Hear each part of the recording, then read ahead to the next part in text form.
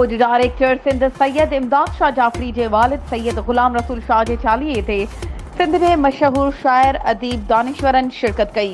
उन मौके ते सिंध के नाले वारा अदीबन, मजहबी स्कॉलर, सियासतदानन, मुहक्किकन ताज जोयो दरगाह सैयद अहमद शाह लखियारी के गादी नशीन सैयद महबूब शाह लखियारी, सैयद इमदाद अली शाह जाफरी, डॉक्टर शेर मेहरानी, शौकत उजण, फंक्शनल लीग जिले मटियारी के सदर नसीर मेमण, प्रोफेसर इखलाक हुसैन इखलाक, प्रोफेसर नवाब राहू, सैयद पीरल शाह, दीदार भाणोजो, सैयद वडल शाह, तुराब अली शाह ऐं ॿियनि।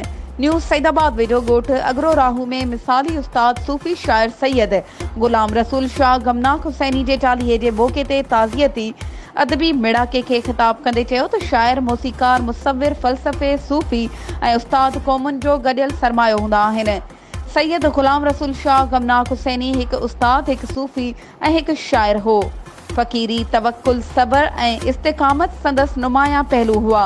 हुननि चयो त सैयद गुलाम रसूल शाह अज़ीम क्लासिकी शाइरी रिवायत जो अहम शाइर, सूंपरस, सानियामंद इंसान, सिंधी ॿोली जे निज पणी जे लहजे जो शाइर ऐं महबूब उस्ताद हो। जॾहिं त संदसि फर्दन सैयद इमदाद अली शाह जाफरी डायरेक्टर फूड सिंध ऐलान कयो त हर सिंधी महीने जी 9 तारीख़ ते अदबी रूह रिहाण जी महफ़िल थींदी।